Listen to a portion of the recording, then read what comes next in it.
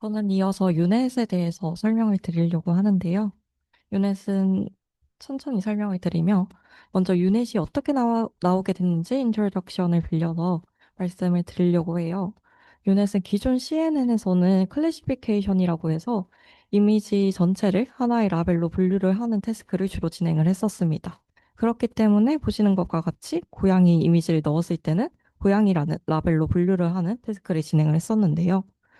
이때 CNN이고 그다음에 이미지를 많이 다룰 때 바이오메디컬 이미지를 많이 다루게 된다고 해요. 바이오메디컬 이미지를 처리를 할 때에는 로컬리제이션이 포함된 클래시피케이션이 필요하게 되는데요. 이때 로컬리제이션 정보를 포함하기 위해서 기존에는 슬라이딩 윈도우 방식을 활용을 했었습니다. 슬라이딩 윈도우 방식은 데이터 부족 문제 해결을 위해서 특정 픽셀과 그 주변 부분을 패치로 만들어서 입력 데이터로 활용하는 방식인데요. 이러한 기존 슬라이딩 윈도우 방식에서도 문제점은 발생하게 됩니다.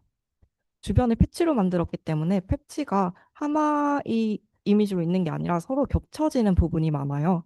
이런 겹쳐지는 부분이 많기 때문에 속도가 느리다는 문제점이 생기게 되고 또 패치의 크기에 따라서 로컬리제이션과 콘텍스트의 트레이드오프 문제가 발생하게 됩니다.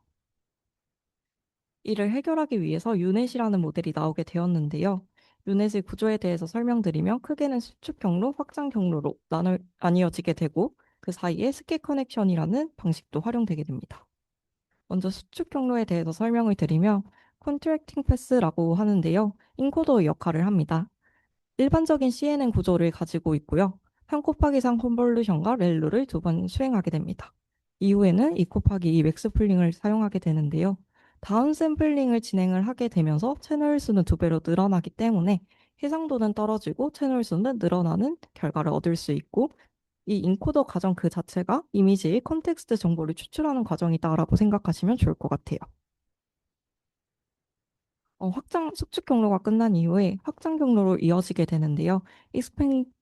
익스펜딩 패스 디코더의 역할을 하는데 피처 맵을 업샘플링 하여서 확장시키고 2 곱하기 2 업 컨볼루션을 진행하게 됩니다. 이미지 사이즈는 2배로 늘리고 또 수축 경로와는 반대로 채널 수는 절반으로 줄어들게 됩니다. 수축 경로에서 해당되는 만큼 다른 피처맵과 결합하는 피처맵 콘캐트네이션도 진행하게 되고 이후에 3 곱하기 3 컨볼루션과 렐루를 두 번 수행하게 됩니다. 그래서 최종적으로는 1 곱하기 1 컨볼루션을 사용해서 채널의 개수를 2개로 줄이게 됩니다. 이 확장 경로에서는 수축 경로와는 다르게 이미지 로컬리제이션 정보를 복원하는 역할을 하게 됩니다. 이 과정 속에서 스키 커넥션이라는 기법이 활용되게 되는데요. 스키 커넥션은 인코더의 고해상도 피처를 디코더에 바로 전달하는 역할을 합니다. 좀 더 쉽게 말하자면 인코더에서 잃어버린 위치 정보, 로컬리제이션 정보를 전달을 하게 되는데요. 앞서 말씀드렸듯이 확장 경로에서는 로컬리제이션 정보를 복원하게 돼요. 하지만 복원이라는 게 정확한 정보를 전달을 하는 것은 아니기 때문에 정확한 로컬리제이션 정보를 받기 위해서 스키 커넥션이라는 방식을 사용한다고 생각하시면 될 것 같아요. 스키 커넥션이 어떻게 진행되는지 설명드리면 같은 레벨을 컨트랙팅 패스 스텝에서 나온 피처 맵을 적절하게 크롭해서 콘캣하는 방식인데 이미지를 보시면 수, 수축 경로에서 이제 크롭을 하게 됩니다. 크롭을 하는 이유는 확장 경로에 있는 사이즈와 피처맵 사이즈와 동일하게 콘캣을 해야 되기 때문에 이렇게 점선이 되어 있는 부분으로 크롭을 하고 콘캣을 하게 됩니다. 이 과정을 콘텍스트 정보와 로컬리제이션 정보를 결합하는 것이다라고 생각하시면 좋을 것 같고 스키 커넥션의 효과에 대해서 설명드리면 정보 손실을 방지할 수 있고요.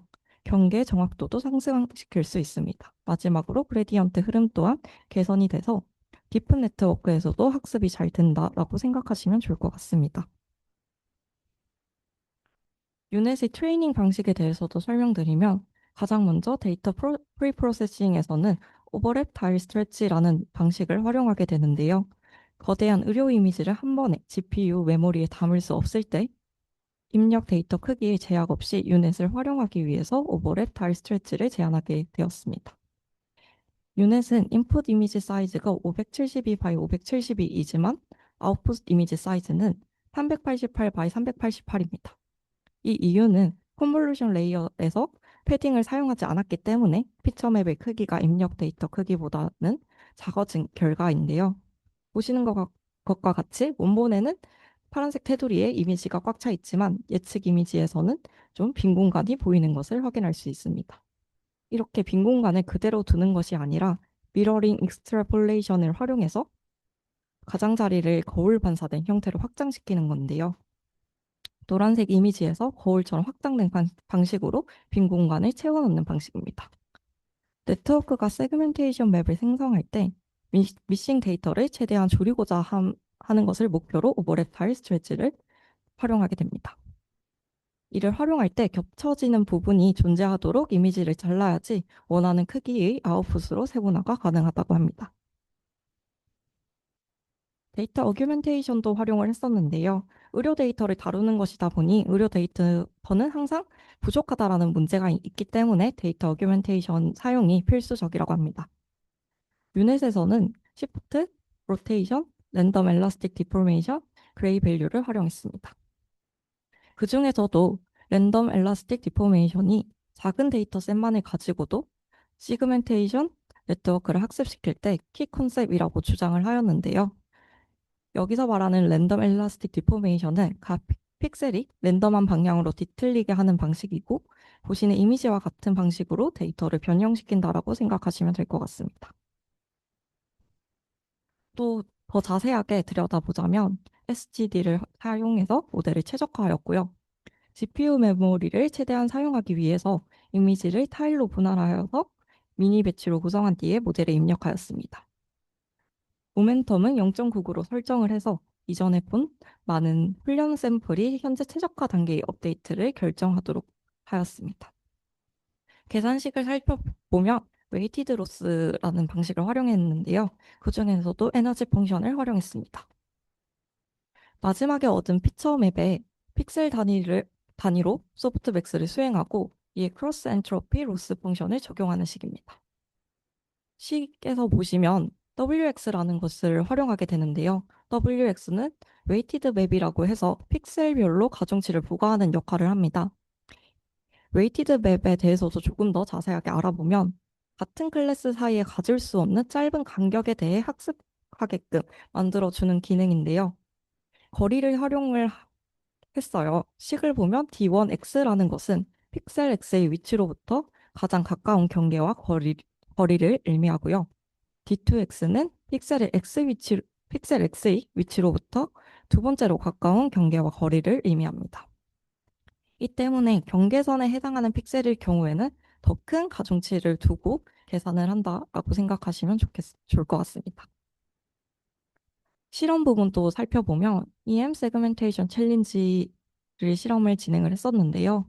EM 세그멘테이션 챌린지는 전자현미경으로 찍은 30개의 이미지, 512 바이 512 픽셀로 구성된 데이터셋에서 유넷은 마핑 에러 0.0003529를 기록하면서 최고 점수를 획득하게 됩니다. 여기서 말하는 마핑 에러는 객체의 경계가 잘못 감싸졌거나 포장이 되었을 때 발생하는 오류인데요. 즉 이러한 오류를 많이 줄임으로써 최고 점수를 유넷이 획득했다라고 보시면 될 것 같습니다. ISBI 셀 트래킹 챌린지도 진행을 하게 되었는데요. 이 챌린지는 광학 현미경으로 얻은 이미지로부터 세그멘테이션을 수행하여서 성능을 IOU로 측정했을 때 뛰어난 성능을 기록했다라고 알고 계시면 좋을 것 같습니다.